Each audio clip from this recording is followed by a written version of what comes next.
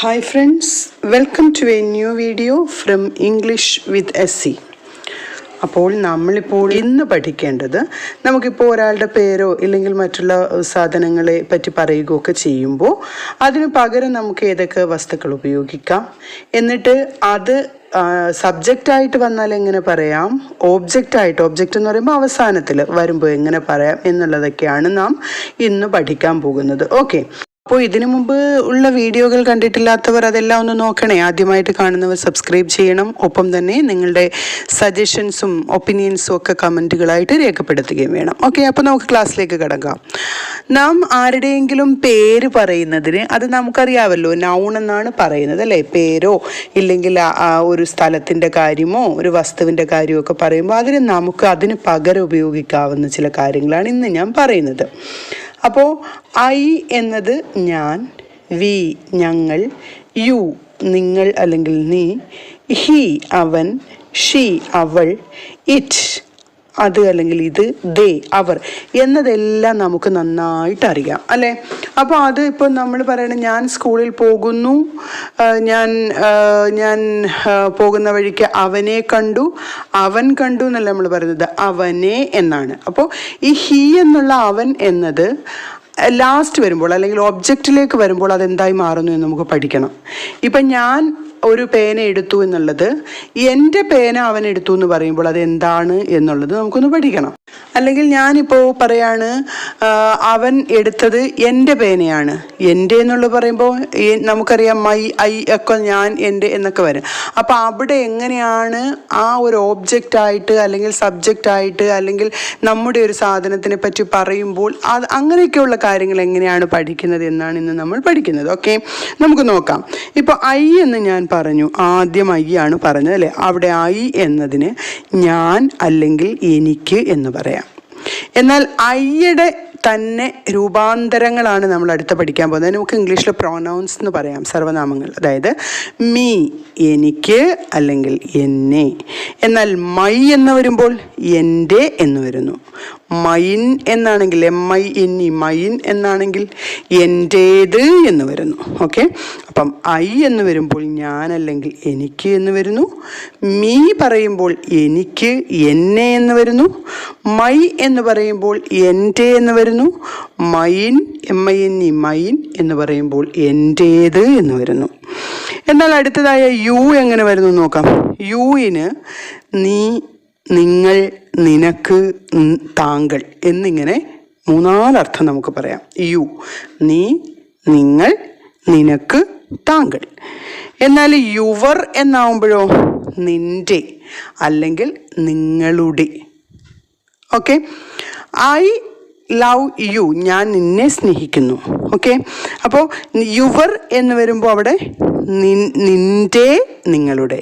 Okay, this is your pen. ഇത് നിൻ്റെ പേന, അതായത് നിങ്ങളുടെ പേനയാണ്, നിൻ്റെ പേനയാണ്. എന്നാൽ യുവേഴ്സ് നിൻ്റേത്. This pen is yours. ഈ പേന നിൻ്റേത് ആണ്, YOURS നിൻ്റേത്. എന്നാൽ നമുക്ക് നോക്കാം ഹി എങ്ങനെ വരും. ഹി എന്താണ് നിങ്ങൾക്കറിയാം. ഹി എന്ന് പറഞ്ഞാൽ അവൻ അല്ലെങ്കിൽ അവന്. എന്നാൽ ഹിസ് ആണെങ്കിലോ HIS അവൻ്റെ. ഹിം അവന്, അവന്. ഓക്കെ, അവന്.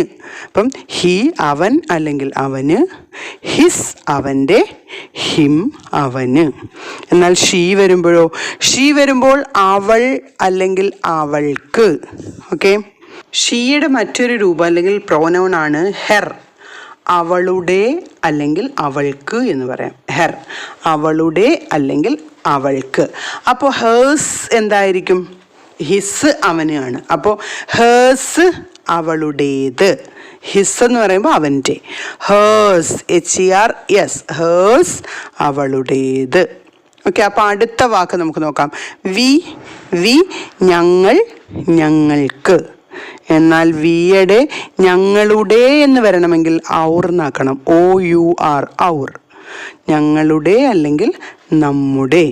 എന്നാൽ അവോസ് OURS ഔസ് ഞങ്ങളുടേത്.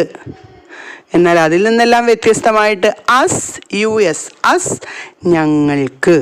ഓക്കെ, മറ്റൊരു, അതായത് ഞങ്ങൾ എന്നുള്ളത് വരുമ്പോൾ അവർ എന്ന് വരുന്നത് എങ്ങനെയാണെന്ന് നോക്കാം. അതാണ് ദേ. ദേ, THEY, ദേ. അവർ, അവ, അവർക്ക്. എന്നാൽ THEIR, ദെയർ, അത് നിങ്ങൾ മനസ്സിലായിക്കോണം. അത് അവരുടെ, അവയുടെ. There, THEIR.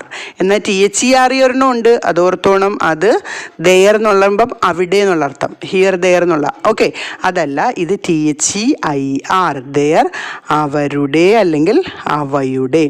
എന്നാൽ ദം ആണെങ്കിൽ ദം, അവർക്ക് അല്ലെങ്കിൽ അവയ്ക്ക്. ഓക്കെ, ദയേഴ്സ് ആണെങ്കിൽ മുമ്പേ പറഞ്ഞ ഹിസ്, ഹേഴ്സ് പോലെ ദയേഴ്സ്, THEIRS, ദയേഴ്സ്, അവരുടേത്, അവയുടേത് എന്നെല്ലാം പറയാം. അപ്പം ദേ, അവർ, അവ, അവർക്ക്. ദയർ, THEIR, ദയർ, അവരുടെ അല്ലെങ്കിൽ അവയുടെ. ദം, അവയ്ക്ക് അല്ലെങ്കിൽ അവർക്ക്. ദയേഴ്സ്, അവരുടേത് അല്ലെങ്കിൽ അവയുടേത്. ഇനി നമുക്ക് ഒരെണ്ണം ഉള്ളത് ഇറ്റാണ്. ഇറ്റ്, ഇത്, അത് എന്നൊക്കെ പറയാം അല്ലേ, ഇറ്റ്. എന്നാൽ ഇറ്റ്സ് എന്നാണെങ്കിലോ ഇതിൻ്റെ. അപ്പോൾ ദാറ്റ് എന്ന് എന്ത് വരും? അത് അല്ലെങ്കിൽ ആ, ദാറ്റ്.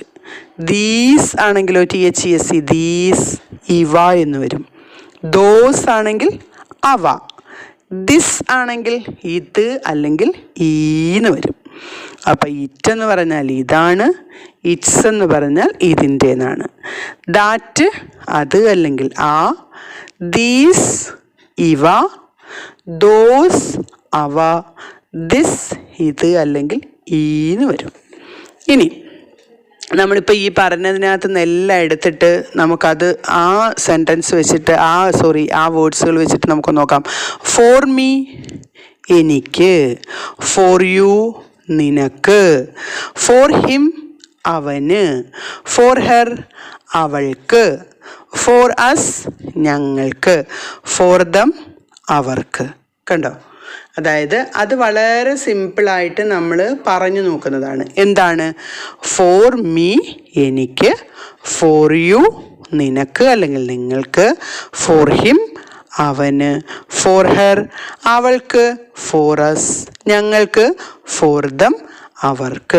അപ്പോൾ ഇന്ന് നമ്മൾ പഠിച്ചത് ഇംഗ്ലീഷിൽ വളരെ സിമ്പിളായി ഉപയോഗിക്കാൻ പറ്റുന്ന അല്ലെങ്കിൽ ഉപയോഗിക്കാൻ പഠിക്കേണ്ടുന്ന പ്രധാനപ്പെട്ട വാക്കുകളാണ് I, you, he, she, we, it, they, അതുപോലെ തന്നെ ഫോർ ചേർത്ത്. അപ്പോൾ ഇത്രയും കാര്യങ്ങളെന്ന് പറയുന്നത് ഏറ്റവും സിമ്പിളായിട്ട് നിങ്ങൾക്ക് ഇംഗ്ലീഷിൽ സംസാരിക്കാൻ പഠിക്കാവുന്നതാണ്.